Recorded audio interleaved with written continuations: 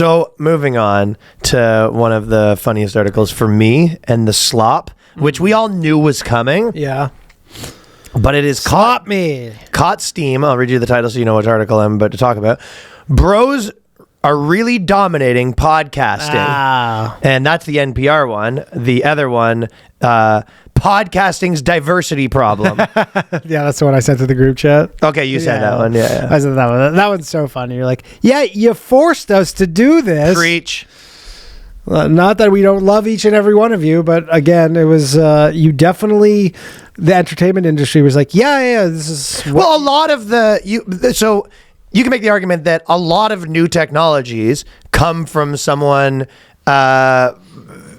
maybe, let's say, there was kind of like an industry that was dominated by a certain people, and you go, oh, this whole thing's like rigged now, and then people go create Bitcoin. Yeah, like, you know what I mean? Like create something else. Yeah. Sure. So you probably you probably make a good point where you go, you just looked, there was no opportunity in this area, mainly because they specifically made, like when we started in comedy, there was like, these are the opportunities, this is the available opportunities. And then once that closed off, everyone's like, okay, well, let's try something else. Yeah, exactly. And then people were like, okay, I'm gonna build my own little YouTube channel. I'm gonna start a podcasting, and all my friends are doing it. So that just becomes the new scene. That becomes the new scene. But in terms of the diversity, like there is a reason that it's not diverse. And I'm just making the argument that to make it positive, that's the reason that like every new technology comes a lot of times. But yes, I'm not discounting your point, which is absolutely correct. Yeah. That it's not diverse because you guys were like, white people don't get to work. Well, for white me, guys don't get to work.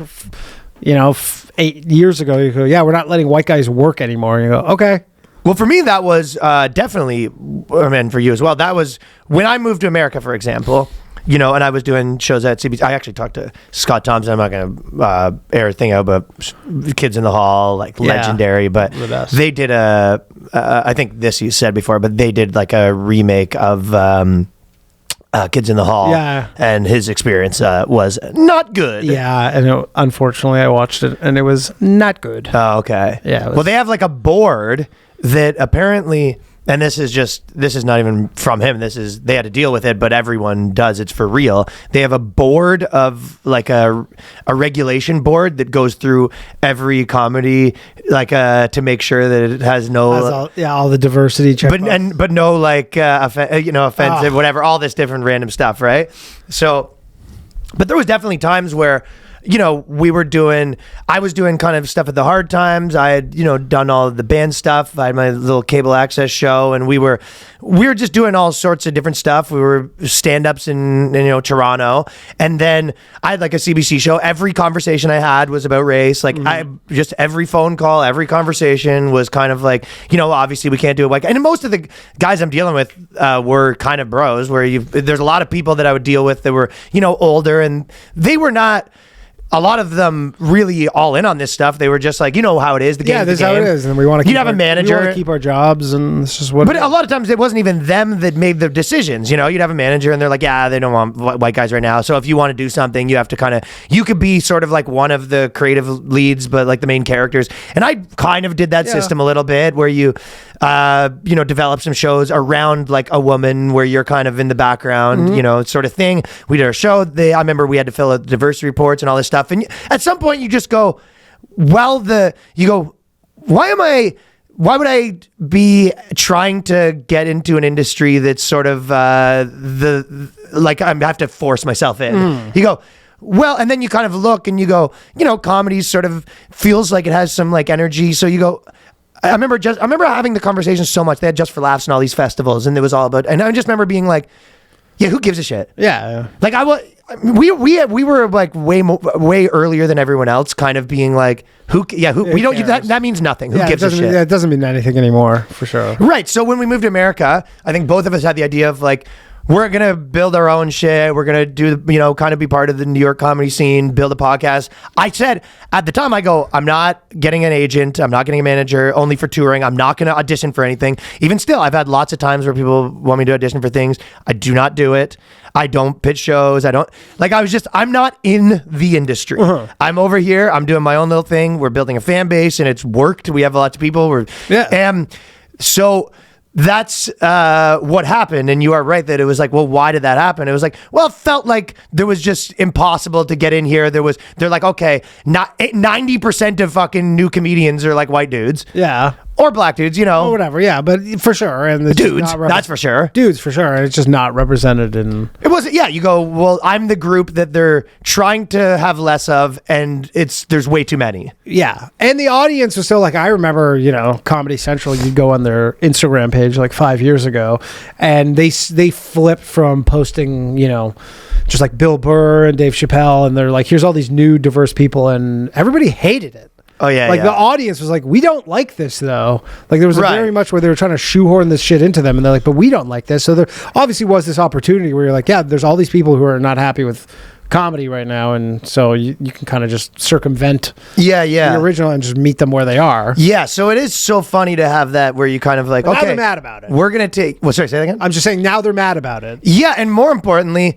they started... I mean, it's the same with crypto where it was just like, crypto's shitty, and then at the end of it, it's like, we need more women in crypto. Yeah. It's the same thing where it was like, oh, man, we're going to go start your little podcast, and then 5 years later, it's like, let us in, and it's kind of, this happens over and over again. And it's not always just male, female or diversity. It's a lot of times with everything where it's, the old people or the whatever fucking mainstream bullshit they're trying to do. And then people start a new thing and then they go, hey, we need to take this over. Right. Which is funny because it's, the way things are. This isn't traditional media. We can't let you in. That is the best part of it, where you go, I've even said, you had a joke like that you said a long time ago that I always thought was funny and probably repeated it, where people are just like, oh, they want to cancel that guy. You go, from what? Yeah. You're going to take away his RSS feed?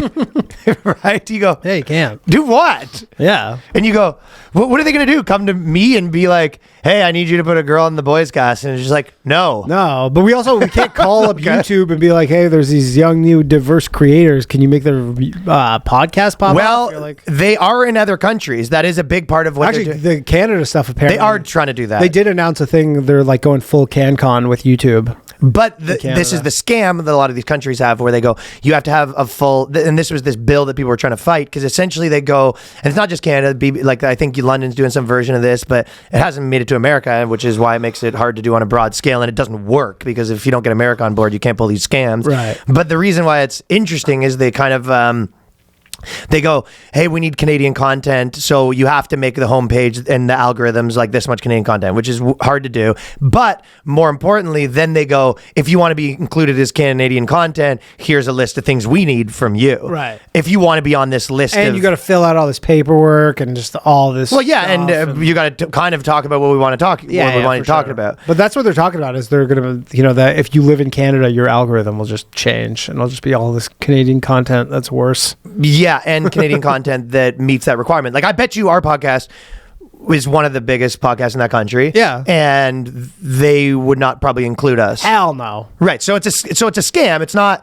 It's ideological. Yeah. Right. It's just, they just want the power to pick winners again. But they go, we've lost the power to pick winners. We want that power back. And why did you lose the power to pick winners? Because you picked a lot of losers. And yes, because, it's like you go, hey, here's the top comedians in Canada. And you go, who are those people? Yeah. And you go, someone, I go, I wouldn't hire that guy to like feature for me, I don't think. And you go, a guy. Yeah. I wouldn't hire that person. That former guy. To feature for me. Like, what are we talking about? And they go, no, that's the second new biggest comedian in the country. And you go, yeah, but we have eyes. And it's not. It's not. Nobody thinks that. So, yeah, you're right. It is this interesting situation where they're kind of like, well, we need to change that. You go, 70% of hosts are male, 77% of white. And you go, but by the way, if you look at what comedy is, and it's not just comedy, if you could look at YouTube, who are most podcasters? There's obviously the side that's like murder and all that sort of stuff, but most podcasters were, some form of creator, influencer, comedian, whatever. And you go, well, okay, if you said 80% of podcasts are men, you go, and what percentage of comedians are men? Mm-hmm. You go, yeah, probably close to that. Yeah, you go, okay, so it actually checks out. Then you go, well, more girls should be comedians. I go, well, they're allowed to. Yeah, nobody's stopping them. They're actually encouraged. Yeah, it's not even that they're not being stopped. They're actually actively encouraged to do it. Yeah, and there's harder parts and not harder parts. The easier part is if you're a woman that's like 2-3 years into comedy, and if you're actually pretty good, you will probably get opportunities that like a dude that's 3 years in, or like, you know, would never in a million years be offered. However, the negative part of that is if you aren't that good, and you're probably scrutinized a little harder. Because there has been people shoehorned in, so you have to sort of prove it a little harder, but then you get more stuff. So there's good parts and bad parts. There's pros and cons.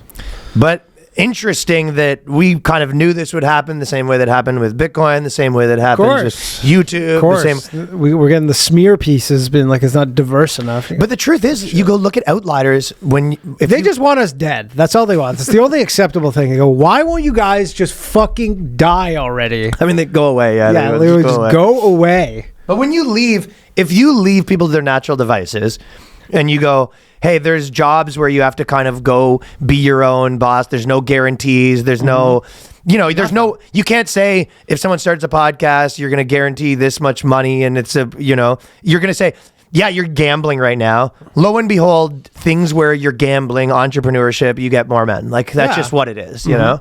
Yep. Hosts of the top 100 podcasts in 2024 were overwhelmingly white and male. Oh, no. New comprehensive study of USC reveals of the top podcasts, 64% were hosted by men, 77% of the hosts were white, underlying a severe lack of diversity in the medium that continues to rise in popularity and become decentralized medium.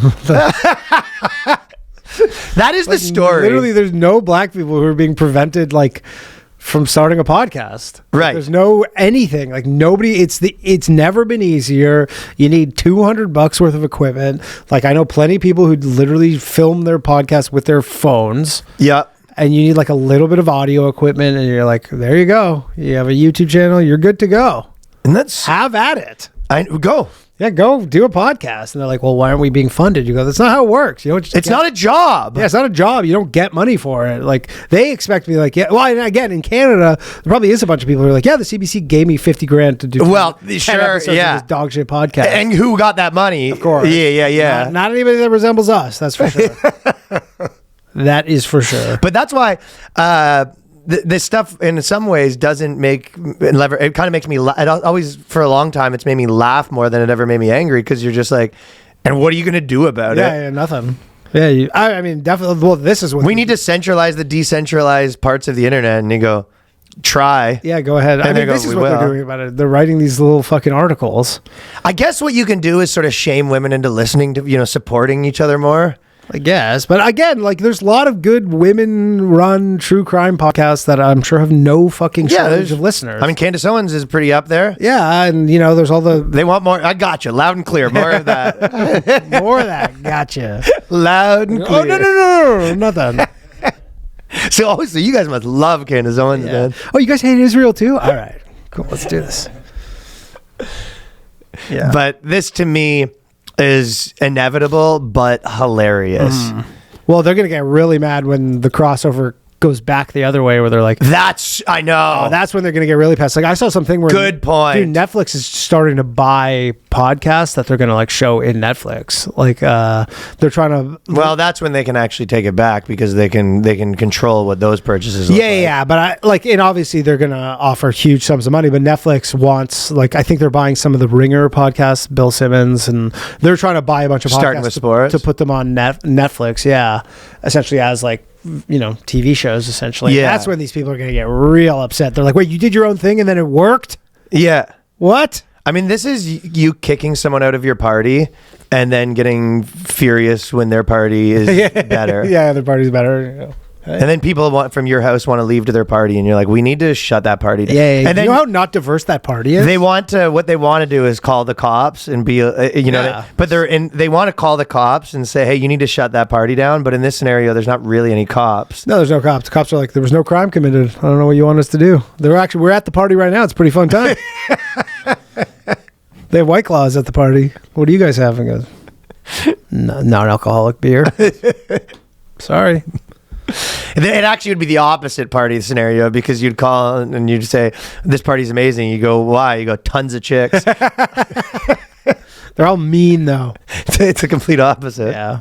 Where you go, this party's the best. You go, why? It's fucking all chicks. Bitches galore. Bitches galore. Yeah, so hilarious.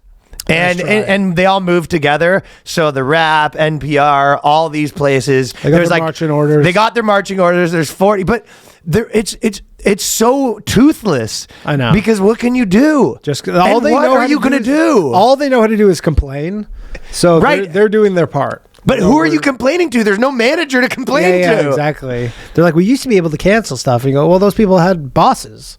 Yeah, now you're trying to cancel the bosses. Yeah, and the thing is, it's like when they try to cancel Barstool, and Portnoy is like, okay, I'm not firing myself, so next question. Yeah, next question. Or Dana White, kind of same thing. All they can do is get YouTube to shut you down, but they know they're like, well, we can't ask YouTube to kick them off.